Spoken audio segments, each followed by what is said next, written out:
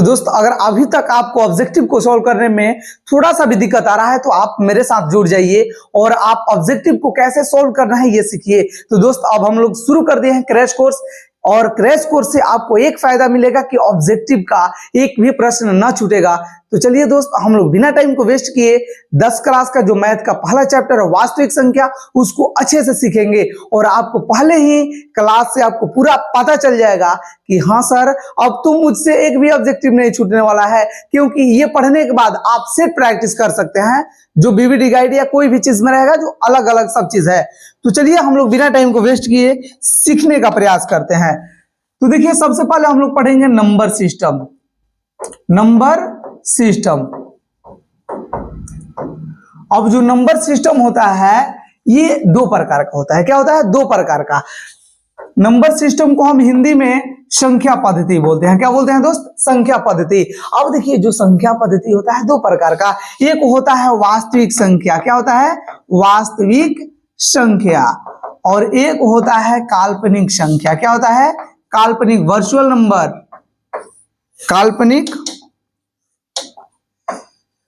काल्पनिक संख्या। तो इसका चक्कर तो आप दोस्त छोड़ दीजिए, क्योंकि ये हमको हाइयर क्लास में पढ़ना है। 10 क्लास में आपको सिर्फ वास्तविक संख्या के बारे में पढ़ना है, और ये वास्तविक संख्या 10 क्लास का मैथ का पहला चैप्टर है। देखिए अब वास्तविक संख्या को भी दो भागों में हम लोग बांटेंगे, और इसको कैसे कैसे, तो एक को हम बोल देंगे, एक को दोस्त क्या बोलेंगे? परिमेय संख्या। क्या बोलेंगे? परिमेय संख्या। और दूसरा को बोलेंगे अपरिमेय संख्या। अपरिमेय संख्या बहुत आसान है, आप मेरे साथ सीखते चलिए। अगर थोड़ा सा भी डाउट रह जाएगा तो फिर बोलिएगा। अब देखिए यहां से परिमेय संख्या और अपरिमेय संख्या को हम लोग पहले जान लेते हैं या सीख लेते हैं कि क्या होता है। देखिए परिमेय संख्या तो हम लोग पढ़ते आ रहे हैं कि जिस संख्या को हम लोग p बटा q के रूप में लिख सकें और q नॉट इक्वल टू क्या हो? 0, मतलब q का मान 0 नहीं होना चाहिए, चाहे कोई भी हो जाए। अब देखिए जो अपरिमेय संख्या है, तो अपरिमेय संख्या को हम p बटा q के रूप में नहीं लिख सकते हैं। इसका मतलब क्या होता है? इसको हम क्यों नहीं लिख सकते हैं, सारा डाउट क्लियर होगा आज ही के क्लास में। तो चलिए अपरिमेय संख्या में अब जितने संख्या है उस सबके बारे में हम लोग धीरे धीरे जानकारी हासिल करते हैं। देखिए दोस्त सबसे पहले एक होता है प्राकृत संख्या। क्या होता है? प्राकृत या प्राकृतिक संख्या। प्राकृत संख्या, इसको हम लोग अंग्रेजी में नेचुरल नंबर बोलते हैं। Natural number. नेचुरल नंबर को हम लोग n से इंडिकेट करते हैं, सूचित करते हैं, और ये कैपिटल N होगा। क्या होगा दोस्त? कैपिटल N होगा। ये ध्यान रखिएगा। अगर हो सकता है कि आ जाए कि प्राकृत संख्या को किस अक्षर से सूचित किया जाता है, तो कैपिटल N से सूचित करते हैं। समझ गए? अब ये प्राकृत संख्या अब किसको कहेंगे? तो जिसको हम लोग गिनने के लिए प्रयोग करते हैं। Which number is used for counted, मतलब जिसको हम लोग गिनने के लिए प्रयोग करेंगे। अब बताइए कि कहां तक हम गिन सकते हैं? 100 तक? नहीं, 100 से ज्यादा। 100 से ज्यादा। प्रकृति में जितनी वस्तुएं हैं जिसको हम गिनने लगे, तो प्रकृति में तो बहुत सारी संख्या है, बहुत सारी वस्तु है, तो बहुत सारी वस्तु के गिनने के लिए बहुत सारी संख्या भी तो चाहिए। तो ये कितना होगा? 1 2 3 4 5, ये इनफाइनाइट तक होगा, अनंत तक होगा। समझ गए? अब ये क्वेश्चन पूछेगा कि प्रथम प्राकृत संख्या क्या है? 1। अंतिम प्राकृत संख्या क्या है? अनंत। इनफाइनाइट बोलेंगे और परिभाषित, ये हमको पता नहीं है कि अनंत संख्या क्या है। समझ गए क्या? अब देखिए दूसरा का जो होगा पूर्ण संख्या होगा। क्या होगा? पूर्ण संख्या। इसको अंग्रेजी में होल नंबर बोलते हैं, होल नंबर। और इसको दोस्त W से इंडिकेट करते हैं, कैपिटल W से। क्या करेंगे? कैपिटल W से सूचित करेंगे। अब देखिए पूर्ण संख्या हम उसको बोलते हैं जिसको प्राकृत संख्या में जब 0 को जोड़ देते हैं, 0 को क्या कर देंगे? प्राकृत संख्या में शामिल कर देंगे। प्राकृत संख्या में क्या कर देंगे? 0 को जब मिला देंगे तो पूर्ण संख्या प्राप्त हो जाएगा। समझ गए क्या? तो पूर्ण संख्या, अब यहां से क्वेश्चन पूछेगा। पूर्ण संख्या क्वेश्चन देखिए कैसे पूछेगा कि क्या सभी प्राकृत संख्या पूर्ण संख्या है? तो प्राकृत संख्या में क्या आता है? 1 2 3 4 5, ये आगे तो क्या 1 2 3 4 5 ये सब इसमें आएगा? हाँ, मतलब सभी प्राकृत संख्या पूर्ण संख्या है, लेकिन सभी पूर्ण संख्या प्राकृत संख्या नहीं होगा। सभी पूर्ण संख्या प्राकृत संख्या नहीं होगा, क्यों? क्योंकि इसमें 0 आ गया और 0 इसमें नहीं आता है, तो सभी पूर्ण संख्या प्राकृत संख्या कभी नहीं हो सकता। ये समझ गए क्या? अब देखिए यहां से क्वेश्चन पूछेगा कि सबसे छोटी पूर्ण संख्या क्या है? 0। सबसे छोटी पूर्ण संख्या है 0। अब बड़ी पूर्ण संख्या पता नहीं। चलिए अब देखिए अगला जो है वह है पूर्णांक संख्या। क्या है दोस्त? पूर्णांक, और इसको हम इंटीजर्स बोलते हैं, INTEGERS, इंटीजर्स बोलते हैं। और इसको दोस्त जेड से सूचित किया करते हैं। ये काफी इंपॉर्टेंट हो जाता है, जेड से सूचित करते हैं, क्योंकि जो पूर्णांक संख्या है आई से तो ये शुरू होता है इंटीजर्स, लेकिन ये जेड से इसको हम लोग सूचित करते हैं। क्या चीज से सूचित करेंगे? जेड से। तो बस आगे हम लोग बढ़ना है। अब जो पूर्णांक संख्या है इसको हम किसको पूर्णांक संख्या बोलेंगे? तो all negative number and all positive number with 0, मतलब सभी नेगेटिव की संख्या, सभी पॉजिटिव की संख्या और 0 भी सब पूर्णांक कहलाता है। मतलब नेगेटिव में जितना संख्या है और पॉजिटिव में जितना संख्या है सब क्या होगा? पूर्णांक होगा। तो सर अब बोलिएगा कि सर क्या -500 एक पूर्णांक है? तो यस। क्या -500 एक पूर्ण संख्या होगा? कभी नहीं।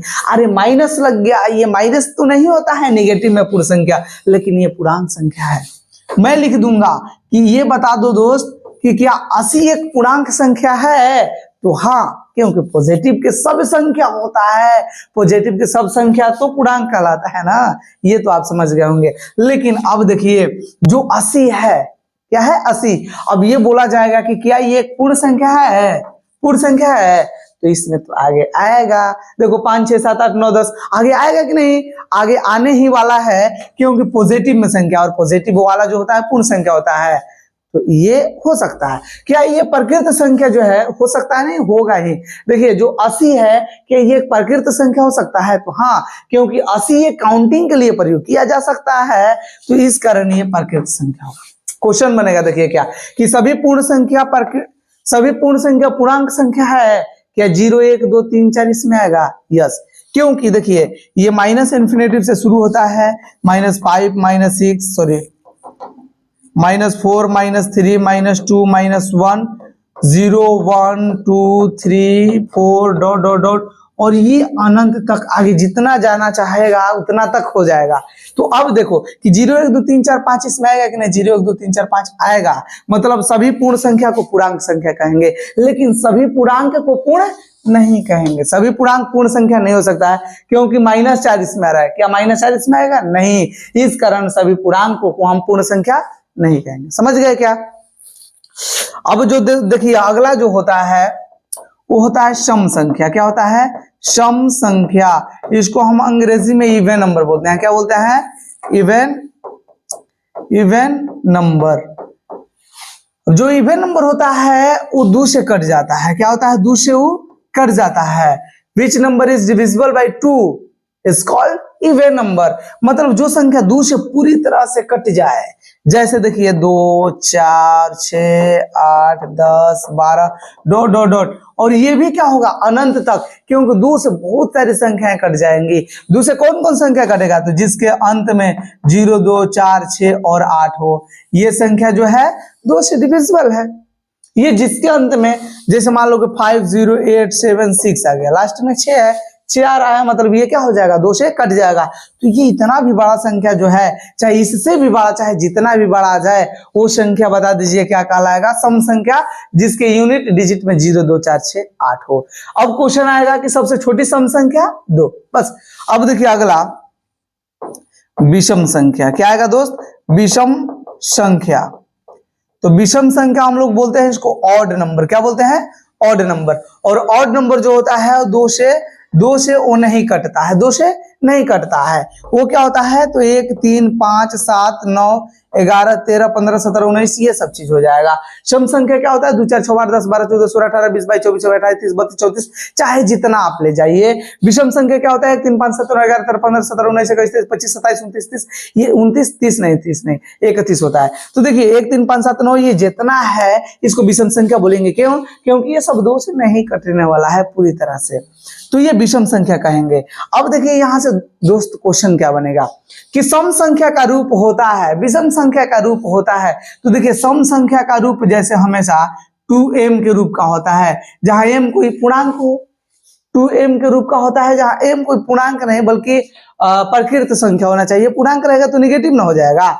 तो देखो ये हमेशा 2m 2q ऐसे ऐसे रूप में रहेगा, या 2m प्लस 2 2m प्लस 4 इस रूप में रहेगा। क्या आप समझ गए? समझ गए? मतलब यहां पर अगर जोड़ रहा है तो 0 जोड़ेगा, नहीं तो 2, नहीं तो 4, नहीं तो 6, नहीं तो 8, इस प्रकार से। तो जब इस रूप में रहेगा तो हम लोग कहेंगे कि ये सम संख्या है। विषम संख्या कब होगा? तो यही रहेगा 2m और plus 1, 2m plus 3, 2m plus 5, मतलब इसमें विषम संख्या को जोड़ा जाएगा। तो इससे हम लोग पता कर लेंगे क्या चीज है कि ये सम संख्या और ये विषम संख्या। ऊपर वाला सम संख्या, विषम संख्या, ये जोड़ने एक 2m के ही रूप का हो। मान लीजिए कि यहाँ पर वो आ जाता है कि जैसे 4m हो गया, 4m प्लस 2 हो गया। तो इस प्रकार से अगर रहता है, इस प्रकार से अगर रहता है तो हम लोग समझ जाएंगे कि ये सम संख्या है। यहाँ पर सम संख्या से ही मल्टीप्लाई किया जाएगा और सम ही जोड़ा जाएगा, तब समझिए कि सम संख्या होगा, नहीं तो विषम संख्या होगा। तो आप ये समझ चुके होंगे। आगे बढ़ेंगे हम लोग। विषम संख्या हो गया। बहुत इंपॉर्टेंट चीज अब हम लोग सीखने वाले हैं, वो है प्राइम नंबर। क्या है दोस्त? Prime number. प्राइम नंबर तो आप लोग बहुत आसानी से समझेंगे। इसको हम लोग बोलते हैं अभाज्य संख्या। क्या बोलते हैं दोस्त? अभाज्य संख्या। इसको मैं पहचानने के लिए ट्रिक भी बताऊंगा। देखिए अभाज्य संख्या हम किसको कहेंगे? तो जो संख्या एक से कटे और अपने आप से, मतलब इट सेल्फ, जो संख्या एक से कटे और अपने आप से कटे, उसके बाद के करो बाप से ना कटे, उसको हम लोग प्राइम नंबर मतलब अभाज्य संख्या कहेंगे। क्या आप ये समझ गए कि जो संख्या एक से कटेगा और अपने आप से कटेगा, उसके बाद किसी के बाप से नहीं कटेगा, उसको हम लोग प्राइम नंबर मतलब अभाज्य संख्या कहेंगे। जैसे देख लो, एक को कटाएंगे तो ये सिर्फ एक से कटेगा, इसमें तो ये 2 फैक्टर होना चाहिए, एक तो एक और इट सेल्फ, इसमें सिर्फ 1 फैक्टर हो रहा है, तो ये नहीं हो सकता है। 2 लाएंगे तो 1 से कटेगा और ये अपने आप से कटेगा, मतलब 1 से और 2 से कटेगा। समझ गए क्या? ऐसे ही हम 3 लाएंगे तो 1 से कटेगा, 3 से कटेगा। 4 लाएंगे तो 1 से कटेगा, 2 से कटेगा, 4 से कटेगा। तो ये 1 और 4 के अलावा, मतलब 1 और अपने आप के अलावा ये 2 से भी कट रहा है, मतलब ये नहीं हो सकता, ये नहीं हो सकता। तो दोस्त आपको समझ में आ गया होगा कि प्राइम नंबर होगा जो 1 से कटेगा और अपने आप से, तो ये 2 हो जाएगा, 3 हो जाएगा, अगला 5 हो जाएगा, 7 हो जाएगा, 11 हो जाएगा, 13 हो जाएगा, 17, और ये भी अनंत होता है, ये भी अनंत होता है। इसको पहचानने के लिए मैं बता दूं आपको कि प्राइम नंबर आपको पहचानना है तो आप 6 से डिवाइड कर दीजिएगा। क्या कीजिएगा? 6 से डिवाइड कीजिएगा। जब शेषफल, जब देखिए शेष जब बचेगा 1 या 5, तो आप बोल दीजिएगा कि आप अभाज्य संख्या है। जैसे मान लीजिए कि 21 बताइए क्या है? ये भाज्य संख्या है। 21 को जब हम डिवाइड करते हैं 6 से, तो 6 दूना 12, 6 तिया 18 आएगा। इसमें कितना रिमाइंडर बचा? 3। अगर 1 और 5 बचता तो वो एकदम माने फिक्स है कि वो एक अभाज्य संख्या होगा। जैसे हम लाएंगे 29 को, अब 6 से इसको डिवाइड कीजिए, 6 4 जा 24, मतलब 6 चौका 24, 5 बचेगा, ये कट गया। रिमाइंडर 5 बचा है ना, रिमाइंडर 5 बचेगा तो उसको बोल देना कि तुम अभाज्य संख्या हो। पहचान गया क्या? जैसे मान लो कि 37 लाएंगे, चाहे कोई भी बड़ा से भी बड़ा संख्या लाएंगे, जब रिमाइंडर 1 या 5 आएगा, तो जैसे मान लो कि हम 97 ला दिए, 97 ला दिए हैं और इसको 6 से कटा रहे हैं, 6 1 जा 6, कितना बचेगा? 3, और 3 7 37, 6 से कटा दो, 6 6 जा 36, बता दो शेषफल कितना बचा? शेषफल 1 बच गया। तो जब 1 भी बचेगा तो कह देंगे कि तुम अभाज्य संख्या हो भाई। बोलो पहचान गए कि नहीं? तो 6 से डिवाइड करके तुम लोग पहचान जाओगे, एक ऑब्जेक्टिव इससे आ जाता है। तो चलो प्राइम नंबर कंप्लीट हो गया कि which number is divisible by 1 and itself is called prime number, मतलब जो संख्या 1 से और अपने आप से कटे, उसके बाद के करो बाप से नहीं कटे, प्राइम नंबर। ये तो यहाँ बात खत्म नहीं होता है, बात यहाँ खत्म होने वाला है। सह अभाज्य संख्या, सह अभाज्य संख्या। तो सह अभाज्य पहचानने के लिए देखिए इसका HCF 1 होता है। HCF क्या होता है? 1। तो ऐसी दो संख्याएं या तीन संख्या, चाहे कोई भी संख्या जिसका HCF एक हो, उसको सह अभाज्य बोलेंगे। देखो सह मतलब साथ में, अभाज्य मतलब क्या चीज होता है कि जो नहीं कटे। जब साथ में रह के नहीं कटेगा तो उसका कॉमन फैक्टर क्या होगा, 1 होगा। जैसे मान लो कि 4 हो गया, 5 हो गया, ये दोनों का HCF कितना आएगा, दोनों का HCF 1 आएगा, अतः 4 5 सहअभाज्य हुआ। जैसे मान लो कि 11 हो गया और ये 20 हो गया, ये दोनों का HCF निकाल लेना, कितना आएगा 1, अतः यह अभाज्य संख्या होगा। ये जरूरी नहीं है कि 20 एक भाज्य संख्या है और 11 अभाज्य संख्या है, तो ये दोनों को हम मिला देंगे तो भाज्य अभाज्य से के जाने का बन जाएगा। ये जरूरी नहीं है। ये सहअभाज्य का मतलब कि इसका HCF 1 होना चाहिए, चाहे कोई भी संख्या हो। जैसे मान लो कि 3 हो गया, 5 हो गया, तो ये भी अभाज्य संख्या होगा, क्योंकि ये दोनों का HCF जब निकालेंगे तो 1 ही आएगा। चलो आप लोग को समझ में आ गया होगा। अब यहां से एक चीज और पूछता है, वो आता है कि भाज्य संख्या। क्या आता है दोस्त, भाज्य संख्या। इसको हम अंग्रेजी में कंपोजिट नंबर बोलते हैं, COMPOSIT, कंपोजिट नंबर। और देखिए इसको और एक रूप बदल के पूछ रहा है और उसको बोल रहा है कि यौगिक संख्या बताइए। क्या बोल रहा है, यौगिक संख्या बताइए। तो यौगिक संख्या हम उसी को बोलेंगे और भाज्य संख्या हम उसी को बोलेंगे। अब देखिए यह कंपाउंड नंबर भी बोलते हैं। क्या बोलेंगे, COMPOUND, कंपाउंड नंबर, क्योंकि यौगिक को हम लोग कंपाउंड बोलते हैं। अब देखिए इसमें क्या होगा कि इसमें 2 से ज्यादा फैक्टर होगा, 2 से ज्यादा फैक्टर होगा। देखो यही इसका परिभाषा हो गया कि 2 से ज्यादा फैक्टर, 2 से ज्यादा फैक्टर। अब देखो ये 1 लिख दिए, 2 लिख दिए, 3 लिख दिए, 4 लिख दिए, 5 लिख दिए, 6 लिख दिए, कुछ लिख दिए हैं। देखो 1 बताओ क्या से कटेगा, सिर्फ 1 से। 2 बताओ क्या से कटेगा, 1 से और 2 से। 3 का से 1 से और 3 से। 4 का से 1 से, 2 से और 4 से। तो ये मैंने लिखा है कि 2 से ज्यादा फैक्टर होना चाहिए, तो इसमें तो मात्र 2 ही फैक्टर है, 2 ही फैक्टर है, इसमें तो 1 है, तो ये कोई नहीं होगा। होगा कौन, 4 होगा, उसके बाद 6 होगा, 8 होगा, 9 होगा, 10 होगा। ये सब आप लोग को समझ में आ गया होगा। चलिए थोड़ा सा और बताएंगे। जैसे 6 है, 6 क्या चीज से कटेगा बताओ, 1 से कटेगा, 2 से कटेगा, 3 से कटेगा, 6 से कटेगा। तो बताओ कि इसमें 2 से ज्यादा फैक्टर है ना, तो जब 2 से ज्यादा है तो जो 5 होगा ये क्या होगा, ये 2 से ज्यादा फैक्टर होने के कारण यह एक भाज्य संख्या या यौगिक संख्या होगा। समझ गए क्या, तो ये समझ गए तो आप आगे लिख सकते हैं, ये जितना भी होगा। अब देखिए यहां से क्वेश्चन आता है कि सबसे छोटी भाज्य संख्या क्या है, 4। सबसे छोटी भाज्य संख्या 4 है, सबसे छोटी भाज्य संख्या 4। और सबसे छोटी अभाज्य संख्या क्या है, अभी हमने देखा है तो 2 है। सबसे छोटी अभाज्य संख्या 2 है। अब इसका HCF पूछ लेगा, HCF क्या चीज का, तो भाज्य संख्या और अभाज्य संख्या का। तो भाज्य संख्या 4 हो गया, अभाज्य संख्या 2 हो गया। इसका HCF नहीं बता दोगे, ये तो कोई भी बता देगा। देखो 4 और 2, इसका HCF निकालना है, 2 निकलेगा। HCF तो बनाने के लिए मैंने 4-5 तरीका भी बता चुका हूं, तो अगर नहीं देखे हैं तो आप मेरा वीडियो लगातार देखते चलिए ताकि आप सीखते चलेंगे। तो चलिए हम लोग आगे बढ़ेंगे। आप भाज्य संख्या पहचाने कि नहीं, समझ जाएंगे कि नहीं। भाज्य संख्या हम उसको बोलेंगे जिसका 2 से ज्यादा फैक्टर हो, मतलब जो एक और अपने आप के अलावा कोई दूसरे संख्या से भी कटे, उसको हम लोग भाज्य संख्या कहेंगे। तो चलिए इतना आप लोग समझ गए होंगे। तो चलिए दोस्त अब हम लोग कुछ देखेंगे अलग से। चलिए इसको आप स्क्रीनशॉट ले लीजिए।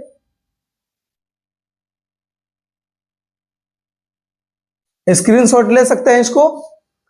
तो अब हम लोग कुछ देखेंगे इसका कंसेप्ट, और वो काफी काम आने वाला है, काफी काम आएगा। देखो क्या काम आएगा, शांत और अशांत, शांत और अशांत। कब शांत होगा, कब अशांत, कब परिमेय होगा, कब अपरिमेय। तो ये काफी बढ़िया कंसेप्ट है, तो ये आप लोग को सीखना बहुत जरूरी है। देखिए कब शांत होगा, कब अशांत होगा, ये तो आप लोग को जानना जरूरी है ना। तो देखिए कोई भी संख्या है, जैसे मान लीजिए कि 31/20 है। अभी हमें पता करना है कि ये शांत होगा कि नहीं। तो देखिए कुछ नहीं करना है, जो नीचे लिखा हुआ है 20, इसका प्राइम फैक्टराइजेशन कर देना, मतलब अभाज्य गुणनखंड। अभाज्य का मतलब समझते हैं, अभाज्य संख्याओं से इसको फैक्टराइज करना है। तो देखिए 2 से कटाएंगे 10 बार में, फिर ये 2 से कटाएंगे 5 बार में, फिर 5 से कटाएंगे 1 बार में। तो देखिए ये 31 का तो 31 रहेगा, लेकिन जब इसका हम अभाज्य गुणनखंड किए तो 2 × 2 × 5 आया है, 2 × 2 × 5 आया है। इतना तो आप लोग समझ गए। अब देखिए ये शांत होगा कब, ये शांत होगा जब हर का गुणनखंड करने पर, मतलब नीचे वाला के गुणनखंड करने पर 2 और 5 आए। ये 2 5 एक साथ रहेगा, चाहे 2 रहेगा चाहे 5 रहेगा, तो ये समझ जाइए कि शांत होगा। अब जरा सोचिए, मान लीजिए कि 2 जो है ये लड़की ग्रुप का है, ये लड़की ग्रुप का है, और 5 जो है लड़का ग्रुप का है, लड़का ग्रुप का है। और जैसे मान लीजिए कि शादी हो रहा है, तो शादी में मान लीजिए कि लड़की वाला खाएगा तो माहौल कैसा रहेगा, शांत। लड़का वाला खाएगा माहौल शांत। लेकिन एक को कुकुर ढुक जाएगा, चाहे एक को दूसरा ढुक जाएगा, तो बताओ क्या हो जाएगा, उस समय माहौल अशांत में बदल जाएगा। ये कौन आ गया, ये इसको तो इसमें नहीं बुलाया गया था, इस प्रकार से हो जाएगा। ऐसे कोई बोलता नहीं है भाई, लेकिन मैं एक कंसेप्ट यहाँ पर दे रहा हूँ, बता रहा हूँ कि ऐसा होगा, ठीक है ना, कि मतलब 2 और 5 के अलावा कोई दूसरा आ जाएगा तो सब पूरा वहां पर अशांति का माहौल बन जाएगा। जैसे मान लीजिए कि यहाँ पर 7 आ गया, यहीं पर मान लीजिए 7 आ जाता, तो ये अशांत हो जाता, क्योंकि 7 तो अलग कैटेगरी का है ना, ना ये लड़की वाला है ना लड़का वाला है, इसको कौन भाई खिलाएगा, ये तो अलग है, अलग से है। तो आप लोग समझ गए होंगे कि कब शांत और कब अशांत होगा, क्या समझ गए। तो चलिए देखिए अशांत वाला देख लेते हैं। जैसे मान लो 3/4 लिखा हुआ है, 4 पर 2 42 लिखा है। अब देखो 42 का प्राइम फैक्टराइजेशन करेंगे, थोड़ा सा हम घूम जाए और 42 का प्राइम फैक्टराइजेशन कर दे, तो बताइए क्या हो जाएगा। 2 से कटाएंगे 21 बार में, और 3 से कटाएंगे 7 बार में, 7 से कटाएंगे 1 बार में, तो ये 3/42 है। तो बताइए क्या हो जाएगा, 2 गुना 3 गुना 7। लेकिन दोस्त एक चीज और ध्यान रखना, अगर ऊपर का नीचे से कट रहा है तो काटाना भी है। जैसे 3 से ये 3 कट गया, तो फिर भी देखिए 2 है तो माहौल शांत है, लेकिन ये तो 7 आ गया, तो 7 आएगा तो बताओ क्या होगा, अशांत होगा। मतलब ये 3/42 है, 3/42 है, इसका दशमलव प्रसार अशांत होगा। समझ गए क्या, 3/42 का जो दशमलव प्रसार होगा अशांत होगा। ये तो आपको पता भी चल गया कि कैसे अशांत होगा, और ये भी पता चल गया कि ये कैसे शांत होगा। बस ये शांत अशांत आपको मैंने सिखा दिया है। अब हम सीखेंगे कि कौन परिमेय होगा और कौन अपरिमेय होगा। कौन परिमेय होगा और कौन अपरिमेय होगा। तो चलिए दोस्त अब हम लोग सीखेंगे कि कौन परिमेय होगा और कौन अपरिमेय होगा। तो देखिए सबसे पहला कंसेप्ट देखिए, जब परिमेय संख्या को जब देखिए जोड़ा जाएगा, जब जोड़ा जाएगा या घटाया जाएगा या गुना किया जाएगा या भागा किया जाएगा, चाहे कुछ भी किया जाए, ये हमेशा परिमेय संख्या ही आएगा। क्या आएगा, परिमेय संख्या ही आएगा। चलो अब तो मैंने बोल दिया है, लेकिन इसको कैसे हम लोग सीखेंगे। जैसे मान लीजिए कि 4 एक परिमेय संख्या है और 3 एक परिमेय संख्या, जब दोनों को जोड़ेंगे तो 7 परिमेय संख्या आया। अरे 7 एक परिमेय संख्या है, कैसे समझेंगे, तो इसके नीचे 1 है, कुछ नहीं है तो 1, और इसको p/q के रूप में लिखे और q ≠ 0। क्या समझ गए, बहुत बढ़िया।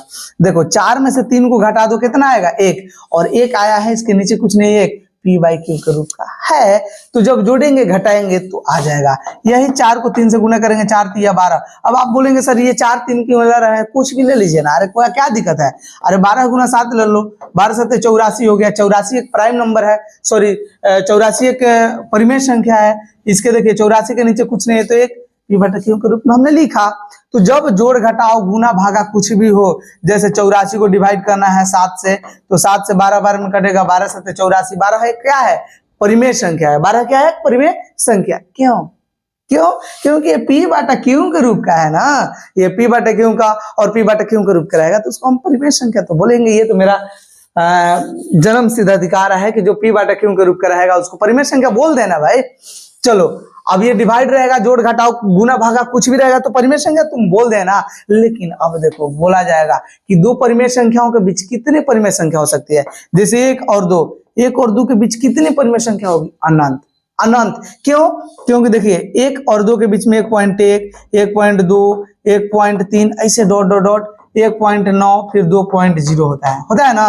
फिर देखिए 1.1 के बीच में 1.01 1.11 1.12 ऐसे, मतलब ज्यादा ऐसे बढ़ते जाएगा।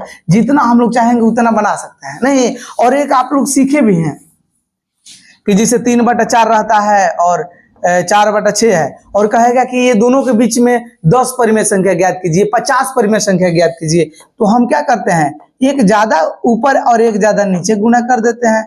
नहीं, इस प्रकार से करके और हम हल कर लेते हैं। लेकिन कब, जब इसका डिनोमिनेटर इक्वल कर देंगे तब। ये मैं एक कंसेप्ट बता रहा हूं, चलिए देखिए। तो आप लोग समझ गए क्या कि जब परिमेय संख्या को जोड़ा, घटाया, गुना, भागा कुछ भी किया जाएगा तो परिमेय संख्या आएगा, और दो परिमेय संख्याओं के बीच में अनंत परिमेय संख्या होती है। चलो हो गया। अब हम लोग सीखेंगे अपरिमेय संख्या। अपरिमेय संख्या, अपरिमेय संख्या। अब देखिए अपरिमेय संख्या में क्या होता है, पहला मैं कंसेप्ट बता रहा हूं, इसमें अभी बहुत सारा चीज है, अभी बहुत सारा चीज है। आप लोग मेरे साथ सीखते चलिए ना, आपको मजा आ रहा होगा क्योंकि आप लोग बहुत बढ़िया से सीख रहे होंगे। देखिए जो अपरिमेय संख्या होगा ये, अब इसमें देखिए अपरिमेय, अपरिमेय का अगर जोड़ रहेगा तो अपरिमेय आएगा, रिजल्ट क्या आएगा, अपरिमेय आएगा। ठीक है, अपरिमेय का अगर ऐसे लिख दूंगा तो आप समझ जाएंगे क्या, अपरिमेय का अगर घटाव रहेगा तो अपरिमेय आएगा, अपरिमेय का अगर गुना रहेगा, क्या रहेगा, गुना, तो ये परिमेय, परिमेय प्लस, परिमेय प्लस नहीं, परिमेय और अपरिमेय दोनों आएगा, परिमेय या अपरिमेय दोनों हो सकता है। जब देखिए जब अपरिमेय संख्या का डिवाइड रहेगा तो परिमेय और अपरिमेय दोनों हो सकता है। अब इसका मतलब समझिए, जैसे देखिए √3 क्या है, √3 क्या है, एक अपरिमेय संख्या। इसको मैं बताऊंगा कि कैसे अपरिमेय संख्या है। तो देखिए जो 3 है ये परफेक्ट स्क्वायर नहीं है, इसको हम रूट से बाहर नहीं कर सकते, और जब रूट से बाहर नहीं करते, अगर करना चाहेंगे तो इसका मान होता है 1.732 और आगे इसका बढ़ते जाता है, मतलब कभी खत्म ही नहीं होता है। तो इस कारण से हम इसको √3 को बोल सकते हैं कि ये क्या है, अपरिमेय संख्या है। तो √3 को देखिए पहले जोड़ेंगे, तो √3 को अगर हम जोड़ देते हैं √5 से, तो ये तो ऐसा ही रहेगा, और कभी भी हम जोड़ेंगे तो ये क्या आएगा, अपरिमेय संख्या, ये अपरिमेय संख्या हुआ। अब देखिए जैसे मान लो कि एक परिमेय संख्या और एक अपरिमेय संख्या को जोड़ते हैं तो ये एक अपरिमेय संख्या आएगा, तो परिमेय संख्या को भी जोड़ेंगे ना अपरिमेय में तो अपरिमेय आएगा। अगर घटाते भी हैं, अगर घटाते भी हैं तो भी अपरिमेय, परिमेय में से अपरिमेय को भी घटाएंगे तो अपरिमेय, और अपरिमेय में से अपरिमेय को भी घटाएंगे तो अपरिमेय। समझ गए, परिमेय अगर रहता, सॉरी अपरिमेय रहता है तो जोड़ने और घटाने पर हमेशा अपरिमेय आएगा, याद रख लेना। अब चलो आगे बढ़ेंगे। अब देखो कब गुना करेंगे, कभी गुना करेंगे तो मैं बोल दिया कि कब परिमेय होगा कभी अपरिमेय होगा। जैसे मान लो कि √3 को गुना कर दिए √3 से, तो बताओ कितना होगा, √3 को √3 से गुना करेंगे तो रूट अंदर 9 और 9 एक परफेक्ट स्क्वायर है तो 3 हो जाएगा। तो 3 एक क्या हो गया, परिमेय संख्या। बताइए कैसे, तो इसको p/q के रूप में अब लिख सकते हैं। 3 क्या है, अब ये हम लोग जब इसको डेसिमल में हल करेंगे तो डेसिमल में तो पहले आएगा नहीं, डेसिमल में अब नहीं आएगा, ये परफेक्ट स्क्वायर के रूप में निकल गया और ये p/q के रूप का हो गया। तो जब p/q के रूप का हो गया तो ये परिमेय संख्या हो गया। लेकिन यही अगर √3 को √5 से गुना कर देते तो रूट अंदर कितना हो जाता, 15। तो अब बताइए √15 क्या हो जाता है, अपरिमेय संख्या हो जाता। तो ये कभी परिमेय होगा कभी अपरिमेय होगा, कब, जब गुना करेंगे तब। समझ गए क्या। अब देखिए डिवाइड अब रहेगा, जैसे मान लो कि 2√7 रहता है और नीचे √7 है, तो ये तो डिवाइड है, ऐसे रहे या 2√7 और डिवाइड √7 रहे, तो दोनों बात एक ही है। क्या है, दोनों बात एक ही है। जैसे मान लो कि 2√7 हो गया और ये डिवाइड का मतलब होता है, डिवाइड का मतलब क्या होता है, बांटा, भागा। अब देखिए इससे ये √7 से √7 कट जाएगा, बताइए क्या बचेगा, 2, और 2 के नीचे कुछ ना है तो 1, तो p/q के रूप का हो गया। अतः ये अगर डिवाइड करते हैं तो परिमेय संख्या आ जाएगा। लेकिन ये जरूरी नहीं है कि परिमेय संख्या हमेशा आ जाए।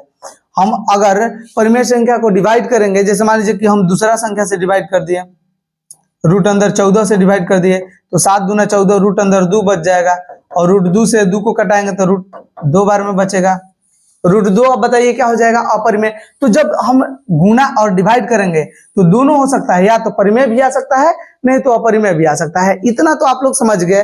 अब देखिए अगला इसका कंसेप्ट, और अगला कंसेप्ट मैं बहुत आसान बताने वाला हूं। लिखा हुआ है 12, रूट अंदर 12 है, तो ये बताइए क्या है, एक अपरिमेय संख्या है। क्या है, एक अपरिमेय संख्या है। अपरिमेय संख्या है। ये क्यों? क्योंकि ये परफेक्ट स्क्वायर नहीं है। अब यहां से क्वेश्चन पूछेगा कि √12 जो है इसका परिमेयकरण गुणांक क्या होगा। परिमेयकरण गुणांक तो 12 का जब प्राइम फैक्टराइजेशन करोगे ना दोस्त, तो देख लो कितना आएगा। 2 × 6 = 12, 2 × 3 = 6 और 3 × 1 = 3, मतलब 2 × 3 आएगा। ये तो सबको पता है।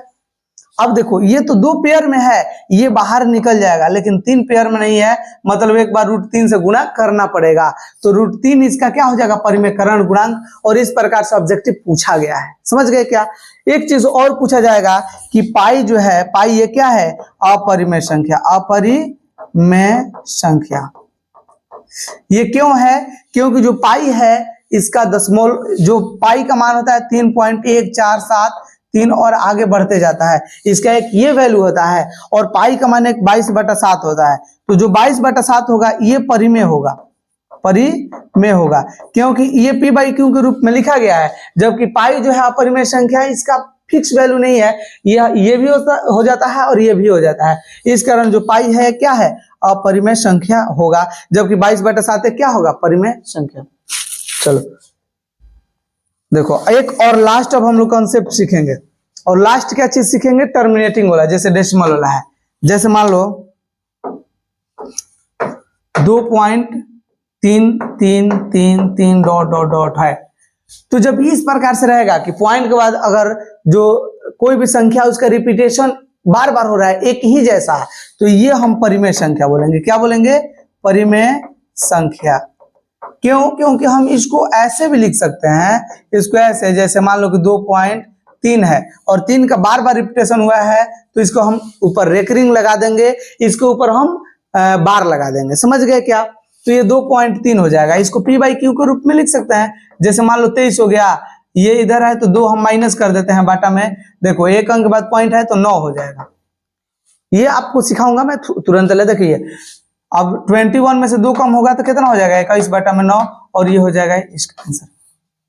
तो p/q के रूप में इसको लिख सकते हैं, लेकिन ऐसा ही रहेगा। जैसे मान लो 2.0100100001, तो इसमें देखिए एक एक जीरो क्या हो रहा है? ज्यादा आ रहा है, मतलब एक जैसा रिपीटेशन नहीं हो रहा है। इस कारण हम इसको बोलेंगे कि तुम अपरिमेय संख्या हो। क्या हो? अपरिमेय संख्या हो। अगर एक जैसा दोस्त रिपीटेशन ना हो ना, जैसे मान लो 2.147332 ऐसे कुछ जा रहा है अलग अलग, तो इसको हम लोग बोलेंगे अपरिमेय संख्या। क्या बोलेंगे? अपरिमेय। लेकिन अगर एक ही जैसा रिपीटेशन हो, जैसे 2.353535 बार ऐसे आ रहा है, अरे एक उदाहरण मैं बता रहा हूं कि मतलब बार बार एक ही जैसा आ रहा है, तो इस समय हम इसको बोलेंगे कि तुम परिमेय संख्या हो। क्या हो? परिमेय संख्या।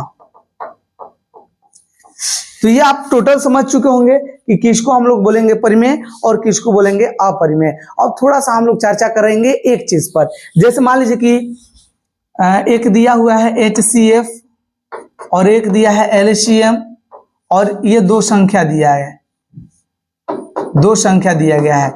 तो इससे रिलेटेड अब हम लोग एक कंसेप्ट सीखेंगे, बाकी अब टोटल कंप्लीट हो जाने वाला है। तो देखिए 2 संख्याओं का गुणनफल इक्वल टू HCF गुना LCM होता है। क्या होता है? HCF गुना LCM। ये बहुत आसान होता है, और इससे रिलेटेड बार बार क्वेश्चन पूछा जा रहा है। बोला जाता है कि एक संख्या 6 है, दूसरा का संख्या फाइंड कीजिए। जब इसका HCF मान लीजिए कि 2 है और LCM इसका 24 है, तो हम क्या करेंगे? 6 से इधर डिवाइड कर देंगे। 6 से क्या कर देंगे? डिवाइड। ये हमें संख्या फाइंड करना है, तो ये 2 गुना हो जाएगा 24, और देखिए 6 गुना में है तो 6 के भागा में आ जाएगा। 6 से कटाइए, 6 दूना 12, 6 चौका 24, क्या हो जाएगा? 6 चौका 24, 4 दूना 8, मतलब जो दूसरा संख्या होगा ये कितना हो जाएगा? ये दूसरा संख्या 8 हो जाएगा। तो 6 और 8 का HCF जब निकालेंगे तो 2 होगा, और LCM निकालेंगे तो 24। तो इस प्रकार से रिलेटेड क्वेश्चन रहेगा। अब ये भी हो सकता है कि एक संख्या 6 है, दूसरा संख्या 8 है, और HCF दिया है 2, LCM निकालना है, तो इधर हम लोग डिवाइड में है तो क्या कर देंगे? ये मल्टीप्लाई में है तो इधर आके डिवाइड हो जाएगा। तो ये एक फॉर्मूला रहेगा, ये आप लोग जरूर याद रखिएगा। इससे रिलेटेड एकदम फिक्स है कि आएगा। समझ गए क्या? तो चलिए दोस्त, अगले वीडियो में अब हम लोग मिलेंगे और ऑब्जेक्टिव को सॉल्व करते हुए, और उसके बाद हम लोग बहुपद का कंसेप्ट सीखेंगे, ताकि ऑब्जेक्टिव या सब्जेक्टिव जो भी रहे सब सॉल्व हो जाए। तो चलिए मिलेंगे अगले वीडियो में, तब तक के लिए धन्यवाद।